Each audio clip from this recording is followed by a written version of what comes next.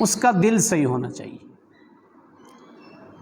یہی وجہ ہے نبی پاک صلی اللہ علیہ وسلم نے فرمایا ان اللہ لا ينظر الی اجسامکم،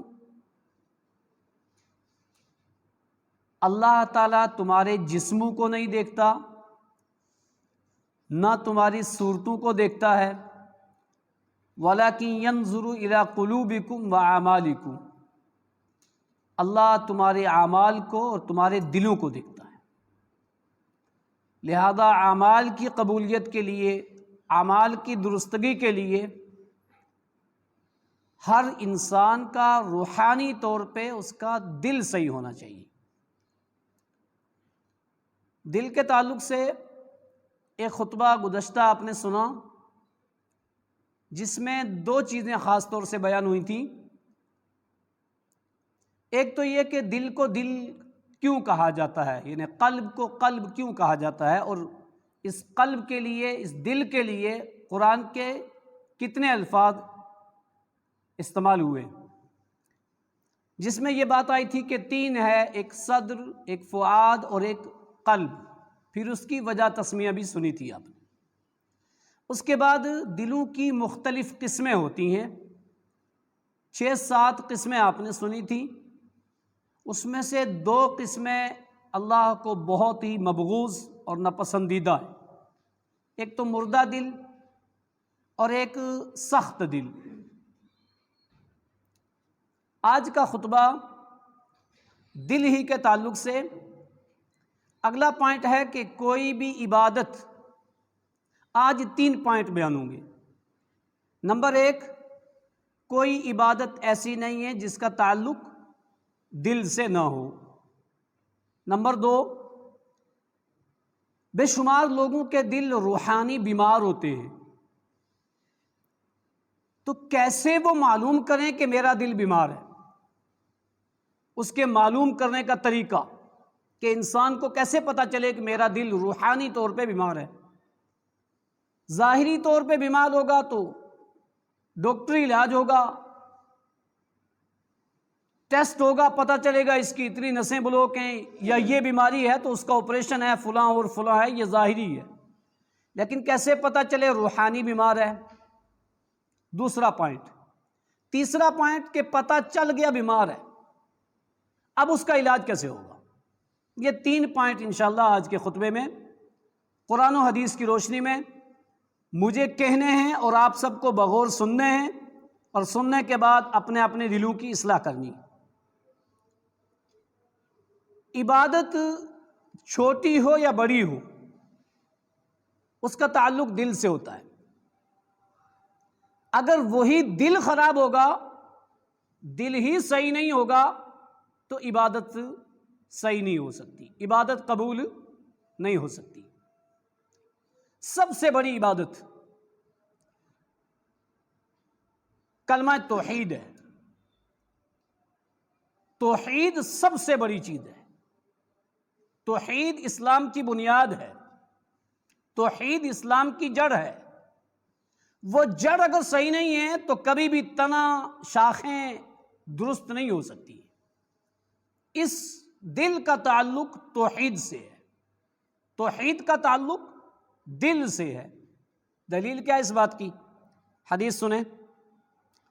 عن ابی ہریرہ رضی اللہ عنہ قال قلت یا رسول اللہ صلی اللہ علیہ وسلم من اسعد الناس بشفاعتک یوم القیامہ قال لقد ظننت یا ابا ہریرہ اللہ یسألنی عن حدیث اول منک لما رأیت من حرصک الحدیث اسعد الناس بشفاعتی یوم القیامہ من قال لا الہ الا اللہ خالصا من قلبہ، رواہ البخاری فی کتاب التوحید۔ امام بخاری نے اس حدیث کو کتاب التوحید کے اندر بیان کیا۔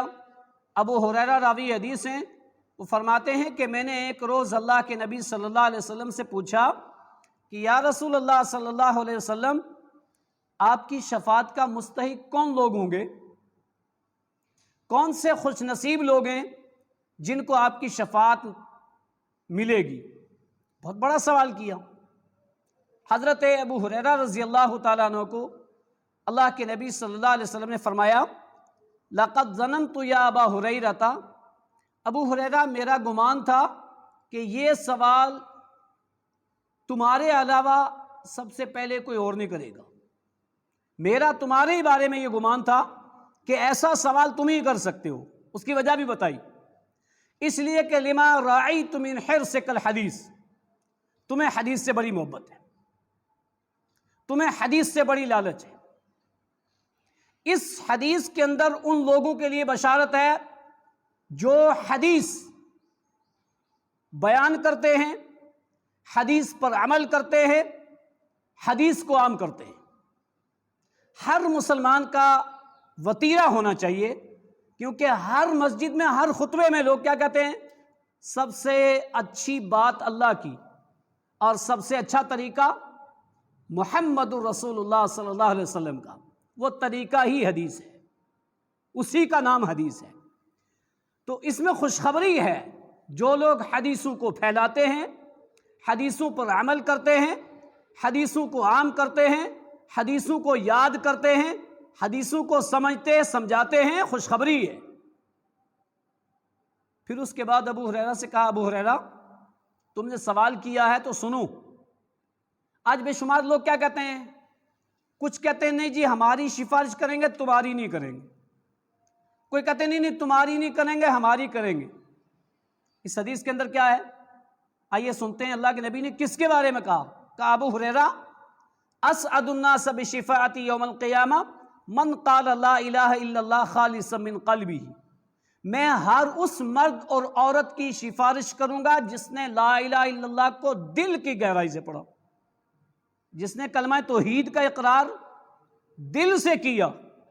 اب دل سے کرنے کا مطلب کیا؟ لا الہ الا اللہ زبان سے پڑھا ہے تو دل میں یقین اور اس کے تقاضے کو پورا کر کے جوارح سے اس پہ عمل کرنا، یہ ہے دل سے پڑھنا۔ اگر بندہ لا الہ الا اللہ پڑھے اور شرک بھی کرے تو اس نے دل سے لا الہ الا اللہ نہیں پڑھا ہے، اس نے اس کے تقاضے کو پورا نہیں کیا ہے۔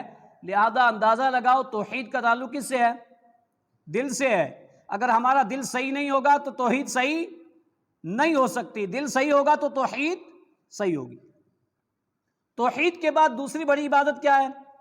نماز۔ نماز کا تعلق بھی دل سے ہے۔ اس کی دلیل اللہ رب العالمین نے سورہ مومنون کی پہلی آیت بسم اللہ الرحمن الرحیم قد افلح المؤمنون، وہ مومنین کامیاب ہو گئے، ہو جائیں گے نہیں، ہو گئے۔ کون سے؟ اس سورت کے شروع میں 8-9 صفاتیں بیان کی ہیں، وہ آپ گھر جا کے پڑھ کے دیکھنا کہ کون کون سی صفاتیں، مجھے یہاں صرف ایک بیان کرنی ہے۔ الذین هم فی صلاتہم خاشعون، جو اپنی نمازوں میں خشوع اختیار کرتے ہیں۔ لوگ کیا کرتے ہیں؟ خشوع کا لفظ آیا تو کہتے ہیں کہ وہ رفع الیدین نہ کرنا خشوع ہے۔ رفع الیدین نہ کرنا اگر خشوع ہوتا تو میرے نبی نہ کرتے۔ میرے نبی نے ہمیشہ رفع الیدین کیا ہے، رفع الیدین کرنا ہی خشوع ہے۔ خشوع کی تفسیر حضرت عبداللہ بن عباس کیا کرتے ہیں؟ خاشعون ای ساکنون والخاشعون، خشوع جو اپنے دل میں اپنے رب سے ڈر رہا ہو اور جس جگہ میں جو اعضا ہو وہیں رکھے، بیجا حرکت نماز میں نہ کرے، یہ ہے خشوع۔ خشوع کی تفسیر کیا ہے؟ ای خاشعون والساکنون، خاشعون رب سے ڈرتے ہوئے، اور اس تعلق سے حدیث اور آیت بھی ہیں، یدعون ربہم خوفا وطمعا، مومنین اللہ کی عبادت کرتے ہیں ڈرتے ہوئے۔ تو نماز میں ڈر رکھنا دل کے اندر رب کا، یہی خشوع ہے۔ اللہ کے نبی نے کیا فرمایا؟ ان تعبد اللہ، تم اللہ کی عبادت اس طرح کرو کأنک تراہ، گویا کہ تم اسے دیکھ رہے ہو۔ فإن لم تکن تراہ فإنہ یراک، تمہیں یہ تو پتا ہے کہ ہم اللہ کو نہیں دیکھ رہے، اس دنیا میں ہم اللہ کو نہیں دیکھ سکتے، تو پھر یہ تو یقین ہے نا کہ وہ تو تمہیں دیکھ رہا ہے، تو تم نماز ایسے پڑھو کہ میرا رب مجھے دیکھ رہا ہے۔ جس بندے کا یہ تصور ہوگا دل کے اندر، اور زبان سے جو الفاظ جس جگہ جس حرکت میں کہہ رہا ہوگا اس کا معنی و مطلب سمجھے گا تو دل کے اندر کیا ہوگا؟ ڈر ہوگا۔ تو دل کے اندر ڈر رکھنا اور بیجا حرکت نہ کرنا، یہی خشوع ہے۔ تو نماز کا تعلق دل سے۔ اس کے بعد کیا ہے؟ روزہ، اس کا تعلق بھی دل سے۔ یا ایھا الذین آمنوا کتب علیکم الصیام کما کتب علی الذین من قبلکم لعلکم تتقون۔ ایمان والو، روزہ فرض کیا گیا ہے تاکہ تم متقی بن جاؤ، تاکہ تم تقوی والے بن جاؤ۔ اب تقوی رہتا کہاں ہے؟ اب ایک حدیث سے سنتے ہیں تقوی کہاں رہتا ہے۔ عن ابی ہریرہ رضی اللہ عنہ قال قال رسول اللہ صلی اللہ علیہ وسلم لا تناجشوا ولا تدابروا ولا تباغضوا ولا يبيع بيع بعضكم على بيع بعض وكونوا عباد الله اخوانا لا يظلمه ولا يقتله التقوى ها هنا ويشير الى صدره 3 مرات رواہ مسلم فی کتاب البر والصلۃ والآداب۔ امام مسلم نے اس حدیث کو ایسے ہی کتاب البر کے اندر بیان کیا۔ ابو ہریرہ راوی حدیث ہیں، وہ فرماتے ہیں اللہ کے نبی نے فرمایا لوگو ایک دوسروں کے ٹوہ میں نہ پڑو، ایک دوسروں کے عیب نہ ٹٹولو، ایک دوسروں کے عیب نہ ٹٹولو، ایک دوسروں کی غیبت نہ کرو، ایک دوسرے کے بے پر بے نہ کرو۔ ایک انسان کسی سے بات کر رہا ہے، اس سے خرید اور لین دین کے معاملات ہو رہے ہیں، اب بیچ میں دوسرا ٹپک گیا، جی میں تجھے اتنا دے دوں، اب اس کا دل کیا ہوگا؟ ادھر مائل ہو جائے گا۔ شریعت نے بالکل منع کیا، ایسا مت کرنا۔ بالکل ایک دوسرے کے خطبے پہ خطبہ مت بھیجو۔ ایک انسان نے کہیں نکاح کا پیغام بھیجا ہوا، دوسرے کو معلوم ہوا میں بھی بھیج دوں، رکوانا رشتہ تو چلو ایسا کر دیں، روڑا ڈالنا تو ایسا کر دیں۔ شریعت نے کیا کہا؟ بالکل ایسا مت کرنا، نہ تو کسی کی بے پر بے کرنا، نہ کسی کے خطبے پر خطبہ ڈالنا، نہ کسی کو قتل کرنا، نہ کسی کو رسوا کرنا، نہ کسی کو ذلیل کرنا۔ اللہ کے بندے بن کر کے رہنا، بھائی بھائی بن کر کے رہنا۔ التقوی ہا ہونا، پھر آپ نے دل کی طرف اشارہ کیا، کہا تقوی یہاں ہوتا ہے۔ وہ یشیر الی صدرہ 3 مرات، 3 مرتبہ صدر کی طرف اشارہ کیا، تقوی یہاں ہے، تقوی یہاں ہے۔ تو تقوی یہاں ہے، دل کی طرف اشارہ کیا، تو دل کے بغیر تقوی نہیں، اور تقوی کے بغیر روزہ نہیں۔ اندازہ کیا معلوم کیا ہوا؟ روزے کا تعلق کس سے ہے؟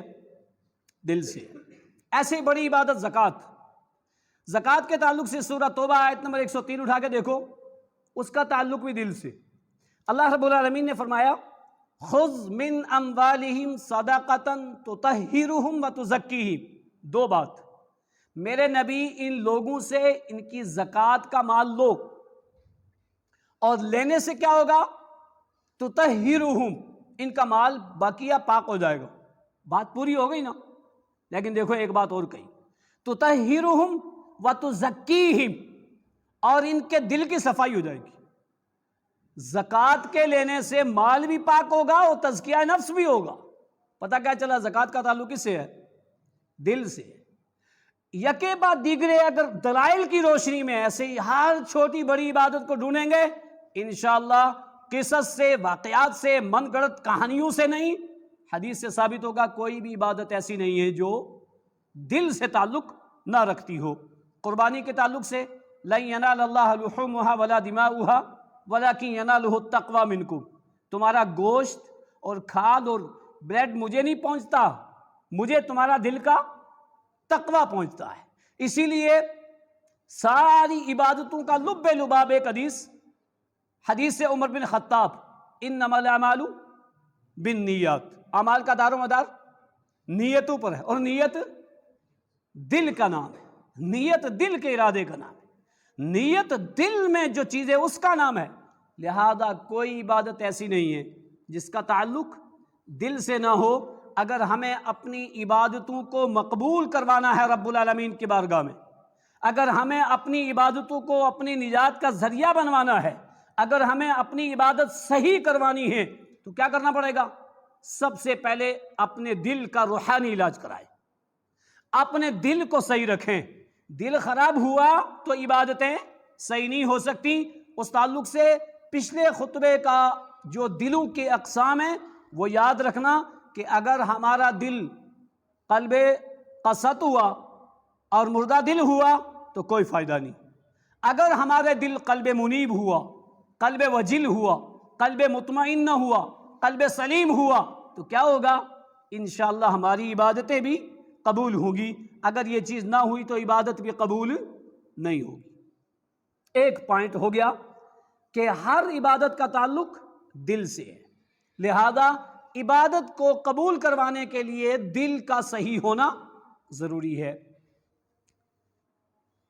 اب دو چیزیں، انسان کو کیسے پتا چلے کہ اس کا دل بیمار ہے؟ کیسے معلوم ہو کہ اس کا دل روحانی بیمار ہے؟ اس تعلق سے ایک حدیث سنیے، حضرت علی کرم اللہ وجہ آپ فرمایا کرتے تھے لو صحت اجسامکم ومرضت قلوبکم لکنت اہون علی اللہ من الجولان، اگر تمہارے جسم تندرست ہوں، ہٹے کٹے ہوں، باڈی بلڈر ہوں، بہت تندرست ہو، ومرضت قلوبکم اور تمہارا دل بیمار ہو، تمہارا دل بیمار ہو اور جسم صحیح سلامت ہو، تم سمجھ لو کہ اللہ کی نظر میں تم بہت حقیر ہو۔ دل بیمار ہو، جسم ہٹا کٹا ہو، سمجھ لو کہ تم بہت خراب ہو۔ اچھا، اس کو آپ ظاہری اس میں سمجھو، ایک انسان دیکھنے میں بہت صحیح سلامت ہے، ٹھیک ٹھاک ہے، لیکن کیا ہے؟ ڈاکٹر نے کہہ دیا بھائی تیری اتنے نسیں بلاک ہیں۔ اس سے پوچھو تو تندرست ہے؟ کیا کہے گا وہ؟ یار ہوں تو تندرست، دکھ تو صحیح رہا ہوں، لیکن میرے اندر کیا بیماری ہے وہ بڑی خطرناک ہے۔ کتنا ڈر ہوتا ہے اس کو، لیکن دنیا کی زندگی میں بڑی پیاری ہے نا، بہت جلد اس کا علاج کرائیں گے، جتنے پیسے لگے آپریشن کرائیں گے، وہ کامیاب آپریشن ہونا چاہیے، رشوت بھی دیں گے، ڈاکٹر کو الگ سے فیس بھی دیں گے، فون بھی کروائیں گے، یہ بھی کریں گے، کیوں؟ یار کچھ بھی ہو اچھا آپریشن ہونا چاہیے۔ پتہ نہیں کتنے لوگوں کے دل روحانی بیمار ہیں، بہت بڑے آپریشن کی ضرورت ہے ان کو، لیکن کرواتے نہیں۔ کیوں؟ وہ روحانی ہے نا، وہ دکھتا نہیں ہے، اور یہ جسمانی ظاہری دکھتا تو کر لیتا ہے۔ حضرت علی نے فرمایا لوگوں اگر جسم صحیح سلامت ہونا، دل روحانی بیمار ہو تو تم بہت بڑی بیماری کے اندر مبتلا ہو، لہذا تم جلدی سے جلدی کیا کرو؟ اس کا علاج کرو۔ اب کیسے پتا چلے کہ بیمار ہے انسان؟ اس کے لیے تین علامتیں۔ کیا؟ تین علامتیں۔ اطلب قلبک عند ثلاثۃ مواطن، تین جگہوں میں تم پہچانو کہ تمہارا دل بیمار ہے یا نہیں۔ اطلب قلبک عند ثلاثۃ مواطن، تین جگہوں میں پہچان لینا تمہارا دل بیمار ہے یا نہیں۔ ہر بیماری کے جاننے کا کوئی نہ کوئی ڈائگنوسس ہوتا ہے نا، کوئی نہ کوئی ذریعہ ہوتا ہے نا۔ انسان کے بلڈ کی جانچ کرنی ہے تو ہے نا لیبورٹری، اور اس میں رکھو نا تب پتا چلے گا کون سا گروپ ہے، کتنا بلڈ ہے۔ ہر چیز کا کوئی نہ کوئی ذریعہ ہے۔ دل روحانی بیمار ہے، کیسے پتا چلے بیمار ہے؟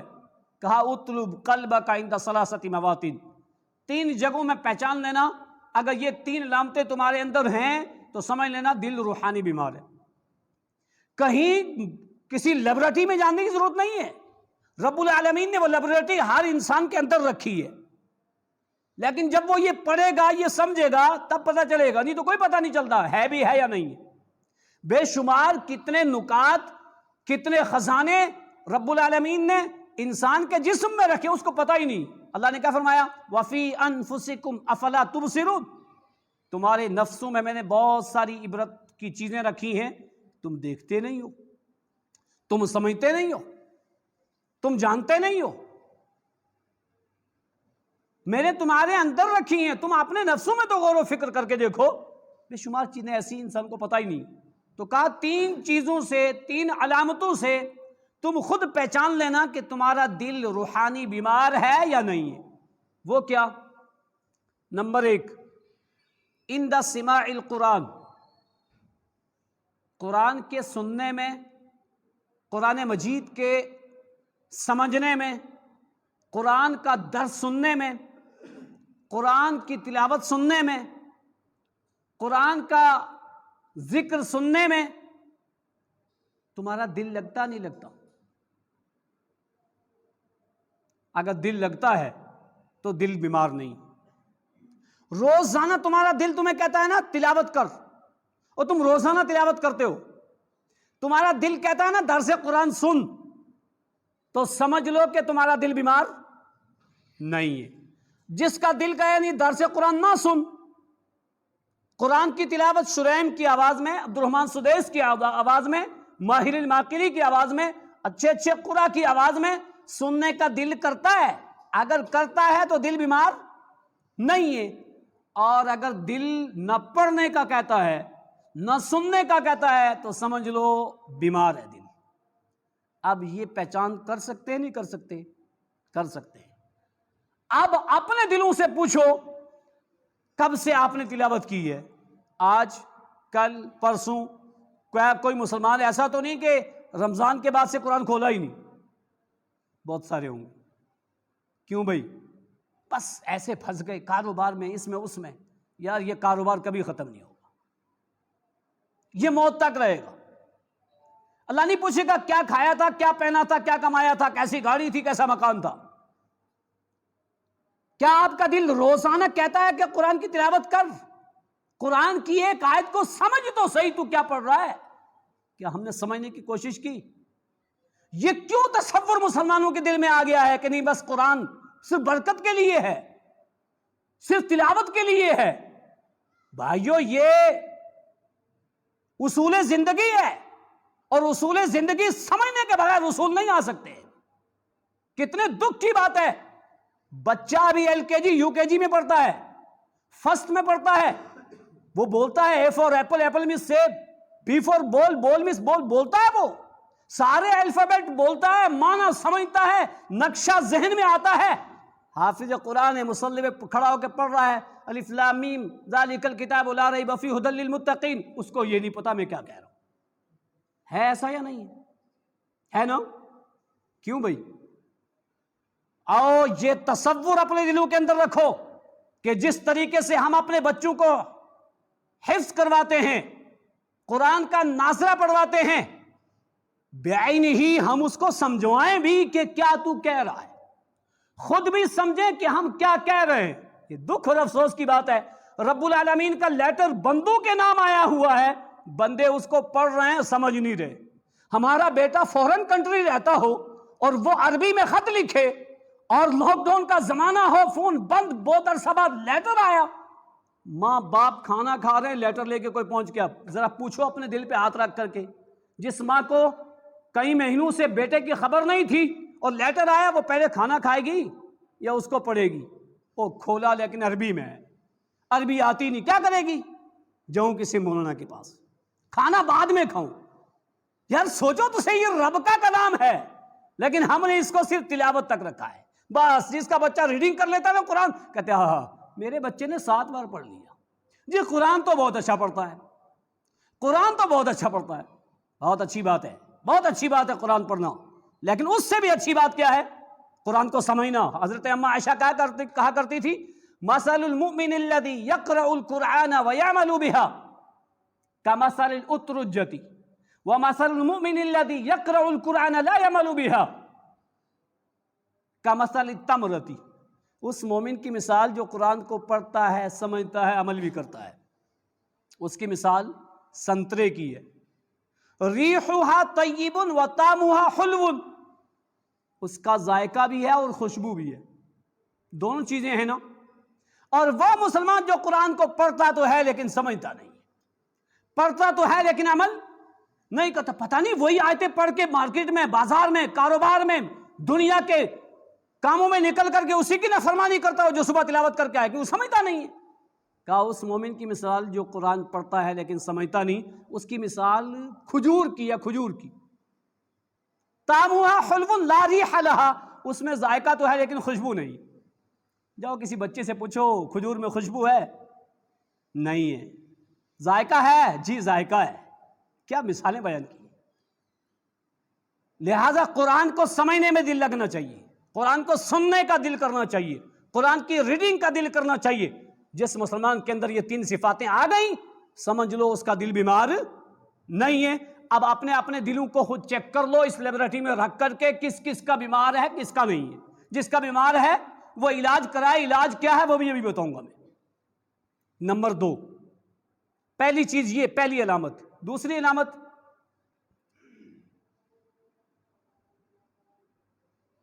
وفی مجالس الذکر، انسان کا دل ذکر کی مجلسوں میں لگتا ہے یا نہیں لگتا؟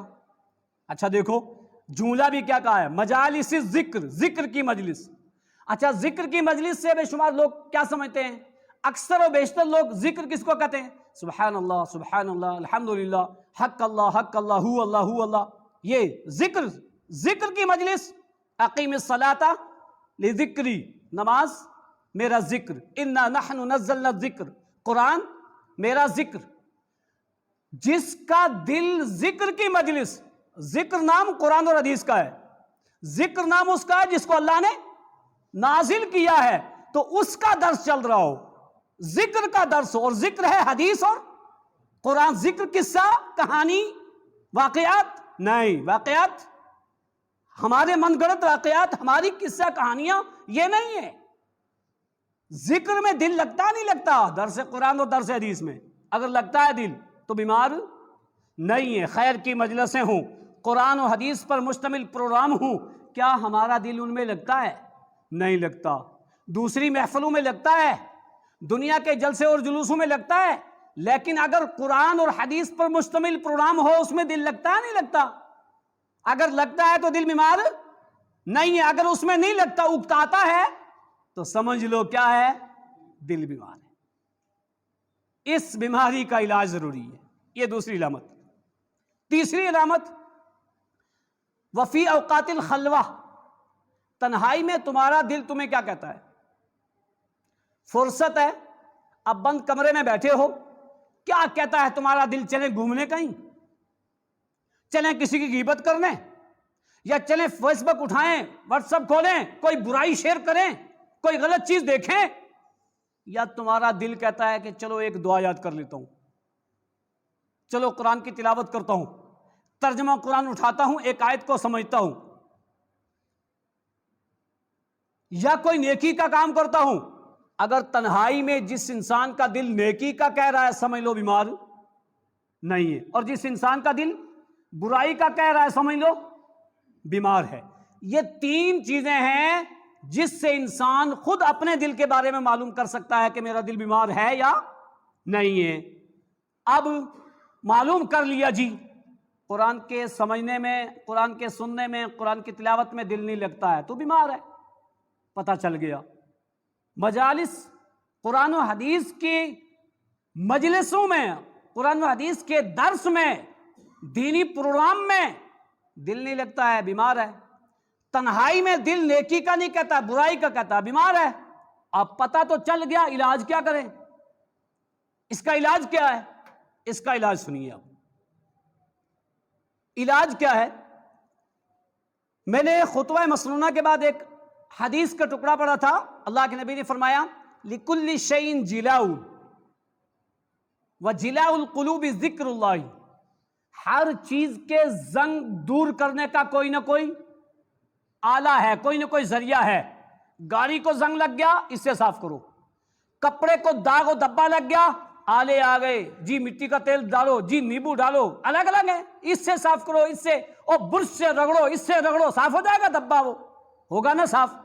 بغیر صابن کے، بغیر ان آلات کے اچھا خاصا دبا لگا ہوا صاف نہیں ہوگا. ہم وہ آلہ استعمال کرتے ہیں. اللہ کے نبی نے کیا فرمایا؟ ہر چیز کے زنگ دور کرنے کا کوئی نہ کوئی آلہ ہے، دل کے زنگ دور کرنے کا بھی آلہ ہے. اس میں سے ایک آپ نے کیا بتایا؟ وَجِلَاءُ الْقُلُوبِ ذِكْرُ اللَّهِ. اگر تمہیں دلوں کے زنگ کو دور کرنا ہے، اللہ کا ذکر کیا کرو. نماز پابندی سے وقت پہ پڑھا کرو، روزانہ قرآن کی تلاوت کیا کرو، صبح شام کے اذکار پڑھا کرو، سوتے وقت کے، بیدار ہونے کے، گھر سے نکلنے کے، گھر میں داخل ہونے کے، سواری پر بیٹھنے کے، اوپر چڑھنے کے، نیچے چڑھنے کے، بیت الخلاء میں، بیت الخلاء سے نکلا، سارے اذکار ہیں نا. اذکار کی پابندی کر لو، صبح و شام کے اذکار کی پابندی کر لو. کیا ہوگا؟ تمہارے دلوں کا زنگ دور ہوتا جائے گا. اور ہوتا کیا ہے؟ یہ دل بیمار کیسے ہوتا ہے؟ سنن ترمذی کی حدیث نمبر 2140 حدیث سنیں، عن ابی موسیٰ الاشعری رضی اللہ عنہ قال قال رسول اللہ صلی اللہ علیہ وسلم ان المؤمن اذا اذنب نکتت على قلبه نکتة سوداء فإن تاب ونزع واستغفر سقل قلبه فإن عاد زید فذلك الران الذي نزل القرآن كلا بل ران على قلوبهم ما كانوا يكسبون، سورہ مطففین کی آیت ہے یہ، اور سنن ترمذی کی حدیث نمبر 2140۔ اللہ کے نبی صلی اللہ علیہ وسلم نے کیا فرمایا؟ ایک مسلمان سے جب کوئی گناہ سرزد ہوتا ہے نا تو ایک سیاہ نقطہ اس کے دل پہ بیٹھتا ہے۔ اب وہ سیاہ نقطہ جو بیٹھتا ہے نا وہ پھیلتا ہے، جیسے آپ پانی کی ایک بوند کاغذ پہ ڈالو، روشنائی کی بوند کاغذ پہ ڈالو تو جب بوند پڑے گی تو اس وقت کم دائرہ گیلا ہوگا، تھوڑی دیر بعد زیادہ ہوگا، کیونکہ وہ نیچے گرنے کے بعد پھیلے گی۔ کہا ایسے ہی جب بندہ گناہ کرتا ہے تو دل پہ ایک سیاہ نقطہ بیٹھتا ہے۔ اب وہ سیاہ نقطہ کیا ہوتا ہے؟ بیٹھا ہے، بندے نے ایک اور کر لیا۔ اچھا یہاں عبرت کی چیز، پچھلے خطبے میں آپ نے سنا کہ دل کا ایک حصہ فؤاد ہے اور ایک قلب ہے۔ فؤاد سے شر، فساد، برائی کی سوچ اٹھتی ہے اور قلب سے اچھی سوچ اٹھتی ہے، لیکن یہاں دیکھو نا جب گناہ کیا ہے تو نقطہ کہاں بیٹھا ہے؟ فؤاد تو پہلے سے خراب ہے، اللہ اکبر، فؤاد پہلے سے خراب ہے، لیکن یہاں سیاہ نقطہ کہاں بیٹھا ہے؟ وہ قلب پہ بیٹھا ہے، اس کو خراب کرنے کے لیے۔ فرمایا اگر بندہ توبہ کرتا ہے، استغفار کرتا ہے، سقیل قلبو، اللہ تعالیٰ اس کے دل کو صاف کر دیتا ہے۔ اگر وہ توبہ نہیں کرتا اس گناہ سے، استغفار نہیں کرتا ہے، رجوع نہیں کرتا ہے، تو کیا ہوتا ہے؟ وہ پھیلتا رہتا ہے۔ فذالک الران، وہی زنگ بن جاتا ہے، الذی نزل القرآن، جس کو اللہ نے قرآن میں نازل کیا، کلا بل ران علی قلوبہم ما کانوا یکسبون، ہرگز نہیں، ان لوگوں کے دلوں پر زنگ چڑھ گیا ہے، اب یہ نہیں آ سکتی۔ تو اب اس زنگ کو دور کرنے کے لیے کیا ہے؟ فرمایا ذکر، ذکر ہے تو زنگ دور ہوگا، ذکر نہیں تو زنگ دور نہیں ہوگا۔ اسی طرح سے ایک حدیث اور بخاری شریف کی، اللہ کے نبی صلی اللہ علیہ وسلم نے فرمایا مثل الذی یذکر ربہ والذی لا یذکر ربہ کمثل الحی والمیت، اس انسان کی مثال، اس مسلمان کی مثال جو یذکر ربہ، رب کو یاد کرتا ہے، رب کا ذکر کرتا ہے، اور اس کی مثال جو ذکر نہیں کرتا ہے، کمثل الحی والمیت، مردہ اور زندے کی مثال ہے۔ جیسے وہ مردہ ہے اور یہ زندہ ہے۔ اللہ کو یاد کرنے والا، اللہ کا ذکر کرنے والا، اللہ کی عبادت کرنے والا، اس کا دل کیا ہے؟ زندہ ہے۔ اور جو اللہ کی عبادت نہ کرے، نبی کی اتباع نہ کرے، قرآن کو نہ سمجھے، قرآن و حدیث کے مطابق زندگی نہ گزارے، جی وہ دل ہے لیکن دنیا کے لیے زندہ ہے، آخرت کے لیے روحانی طور پہ وہ دل مردہ ہے۔ تو کہا اس کی مثال ایسے جیسے زندہ دل اور مردہ دل۔ لہذا ہمیں اس زنگ کو کیسے دور کرنا ہے؟ نمبر 1، ذکر سے، استغفار سے۔ جب ذکر کریں گے، استغفار کریں گے تو کیا ہوگا؟ دل صاف ہو جائے گا۔ اگر ذکر نہیں کریں گے، توبہ نہیں کریں گے، استغفار نہیں کریں گے تو دل صاف نہیں ہوگا۔ اسی لیے اللہ کے نبی صلی اللہ علیہ وسلم نے کیا فرمایا؟ ہر شے کا کوئی نہ کوئی ذریعہ ہے دور کرنے کا، زنگ دل کا دور کرنے کے لیے استغفار، کثرت سے اللہ کا ذکر ہے۔ یہ نہیں ہے تو کبھی بھی صاف نہیں ہو سکتا ہے۔ دوسری چیز، اللہ کے نبی صلی اللہ علیہ وسلم نے فرمایا انسان کا جسم کے اندر جو یہ عضو ہے نا، دل، اگر یہ صحیح ہے تو سب صحیح، یہ خراب تو سب خراب۔ اس تعلق سے نعمان بن بشیر کی مشہور حدیث جو بخاری شریف کے اندر حدیث نمبر 52 ہے، حدیث ہے ان الحلال بین الحلال بین والحرام بین، حلال بھی واضح ہے، حرام بھی واضح ہے، وبینہما مشتبہات لا یعلمها کثیر من الناس، اس کے درمیان کی چیزیں جو ہیں وہ متشابہات ہیں، اکثر لوگ اس کو نہیں جانتے۔ قرآن و حدیث نے حلال کو واضح کیا ہے، حرام کو واضح کیا ہے، کوئی چیز ایسی ہوگی جس کے بارے میں پتہ ہی نہیں ہے، جس کے بارے میں واضح ثبوت ملتا ہی نہیں ہے، وہ متشابہات ہے۔ فرمایا اکثر لوگ متشابہات والی چیز کو نہیں جانتے، کم لوگ جانتے۔ پھر فرمایا فَمَنِ اتَّقَى الْمُشْتَبِهَاتِ اسْتَبْرَأَ لِدِينِهِ وَعِرْضِهِ، جس آدمی نے اپنے آپ کو اس مشابہات والی چیز سے بچا لیا، اس نے اپنے ایمان کو، اپنے دین کو بچا لیا۔ شک والی چیز کے پیچھے نہیں پڑنا ہے، اس کو چھوڑ کر کے اپنے ایمان کو، اپنے دین کو بچانا ہے۔ اس مشابہت چیز کے پیچھے مت پڑنا، اس کو چھوڑ دینا۔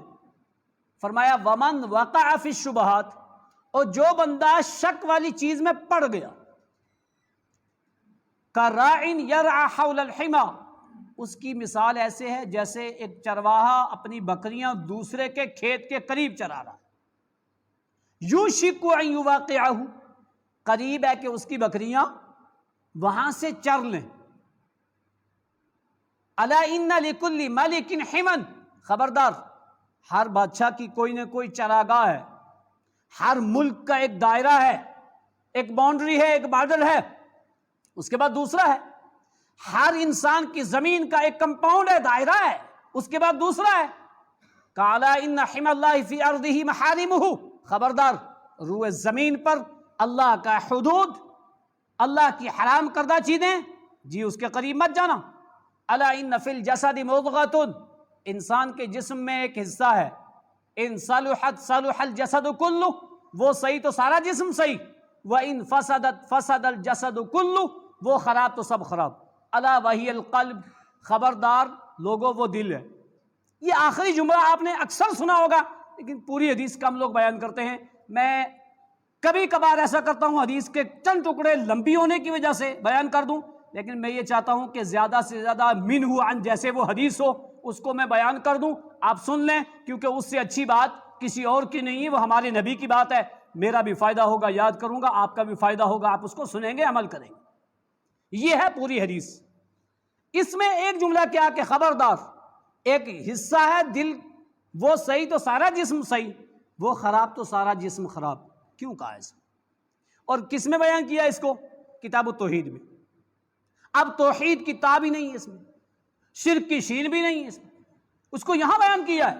یہ ہے فقیہ، یہ رئیس الفقہاء ہیں امام بخاری، جنہوں نے اس حدیث کو یہاں پہ بھی بیان کیا ہے۔ معلوم ہے کیسے؟ بندہ جب کوئی چیز کھاتا ہے نا تو دانتوں سے باریک کر کے میدے میں ڈال دیتا ہے، میدا اس کو پیس کر کے طاقت والے ذرات جگر کو دے دیتا ہے، فضلات پیشاب پخانے کے راستے سے نکل گئے۔ اب جگر نے اس کو کیا کیا؟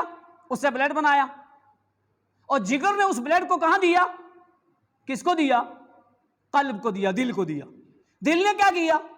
دل نے پیر کے ناخن سے لے کر سر تک پورے جسم میں پائپ لائن کے ذریعہ بلیڈ پہنچایا نا۔ بولو کیا مشینری ہے! ایک نس بلوک ہو جائے تو کیا ہو جاتا ہے؟ پریشان ہو جاتے ہو۔ اور روحانی طور پہ سارا دل بیمار، کوئی ٹینشن نہیں ہے۔ دل نے ایسا کیا، اگر وہ غذا حرام تھی، سارا جسم خراب ہوا یا نہیں ہوا؟ پورا بلیڈ گندا ہے یا نہیں ہے نا گندا؟ لہذا ایسے ہی اپنی عبادتوں کو صحیح کروانے کے لیے دل صحیح ہونا چاہیے۔ دل صحیح ہوگا تو ساری باتیں صحیح، دل صحیح نہیں تو کوئی بھی عبادت صحیح نہیں۔ اسی لیے حضرت انس بن مالک رضی اللہ عنہ کیا فرماتے ہیں؟ 33-34 ترمذی کی حدیث، حدیث نمبر 3334۔ حدیث کیا ہے؟ ان انس بن مالک رضی اللہ عنہ قال کان النبی صلی اللہ علیہ وسلم یکثر ان یقول یا ومقلب القلوب ثبت قلبی علی دینک، فقال یا رسول اللہ صلی اللہ علیہ وسلم الاک تخاف؟ آمنت بک وبما جئت به، قال نعم ان القلوب بین اصبعین من اصابع اللہ یقلبها کیف یشاء۔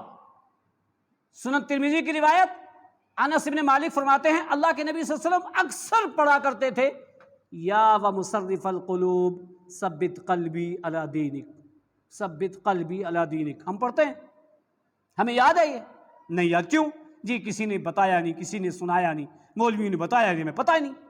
ہمارا فرض بنتا ہے. قرآن آج کس زبان میں ترجمہ نہیں ہے، حدیثیں کس زبان میں ترجمہ نہیں ہے، دعائے معصورہ کس زبان میں ترجمہ نہیں ہے، لیکن چیک کرنا، چھان بین کرنا، یاد کرنا، خریدنا، گھر میں رکھنا. بولو کتنے مسلمانوں کے گھروں میں ترجمہ قرآن ہے؟ نہیں ملے گا. ریڈنگ والا ملے گا سب کے یہاں، ترجمہ نہیں ملے گا. کتنے مسلمانوں کے گھر میں قرآن کا ٹرانسلیشن حدیث ہے؟ چیک کرو تو مسجدوں میں بھی نہیں ملتی ہیں. آپ گھر کی بات کر رہے ہیں بھائیو، ایسا کیسے؟ سورہ انعام کی آیت دیکھو، اللہ نے فرمایا قد جاءکم بصائر من ربکم، ساری بصارت کی دلیلیں آ گئی ہیں، ان کو دیکھو، ان کو سمجھو. ہمارا فرض بنتا ہے. اللہ کے نبی اکثر یہ پڑھ رہے ہیں. حضرت انس بن مالک نے کیا کہا؟ اللہ کے نبی صلی اللہ علیہ وسلم کیوں؟ ہم آپ پر ایمان لائے ہیں، کیا آپ ہمارے بارے میں ڈرتے ہیں؟ ہم آپ پر صحیح ایمان لائے. وَآمَنْتُ بِمَا جِئْتَ بِهِ، جو چیز آپ لے کر کے آئے اس پر بھی ایمان لائے ہیں. کہا ہاں مجھے ڈر ہے. ڈر کس بات کا ہے؟ کہا تمہیں پتہ نہیں ہر بندے کا دل اصبعین بین اصابع اللہ، الرحمن کی دو انگلیوں کے درمیان ہے. وہ جیسا چاہتا ہے پلٹتا ہے. اس لیے دعا کرنی چاہیے، اے اللہ میرے دل کو نبی کی اتباع، توحید کے اوپر، اسلام کے اوپر، قرآن و حدیث کے اوپر ہمیشہ ثابت قدم رکھنا. تو دل کی اصلاح کے لیے، علاج کے لیے ایک چیز کیا ہے؟ پہلی چیز کیا؟ دعا. اس لیے قرآن نے بھی دعا سکھائی، ربنا لا تزغ قلوبنا بعد اذ ہدیتنا. اے اللہ ہدایت دینے کے بعد میرے دل کو بدلنا نہیں. اے اللہ نبی کی اتباع کے بعد میرے دل کو کہیں اور نہ بدلنا. توحید کے بعد میرے دل کو کہیں اور نہ بدلنا. دین اسلام کے بعد میرے دل کو کہیں اور نہ بدلنا.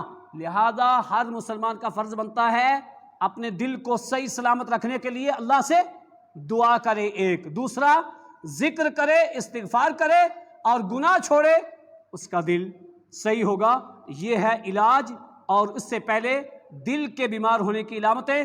اللہ رب العالمین ہر ایک مسلمان کو اپنے دلوں کا محاسبہ کرنے کی توفیق عطا فرمائے، اپنے دلوں کی اصلاح کرنے کی توفیق عطا فرمائے. پروردگار عالم جو مومنین اس دنیا سے جا چکے ہیں یا اللہ سب کی بخشش فرما. یا اللہ جو بیمار ہیں ان کو شفا عاجلہ کاملہ کلیہ عطا فرما. یا اللہ جو مقروض ہیں یا اللہ تو غیب سے ان کی مدد فرما. یا اللہ ہمارے دلوں کو اسلام پر قائم و دائم رکھ. یا ومصرف القلوب ثبت قلبی علی دینک، ثبت قلبی علی طاعتک. یا اللہ ہمارے دلوں کی اصلاح فرما. یا اللہ ہمیں قرآن و حدیث سے سچی محبت کرنے کی توفیق عطا فرما. یا اللہ جب تک زندہ رکھے قرآن و حدیث کے مطابق زندہ رکھ. جب ہمارا خاتمہ ہو کلمہ توحید پر ہو. ربنا تقبل منا.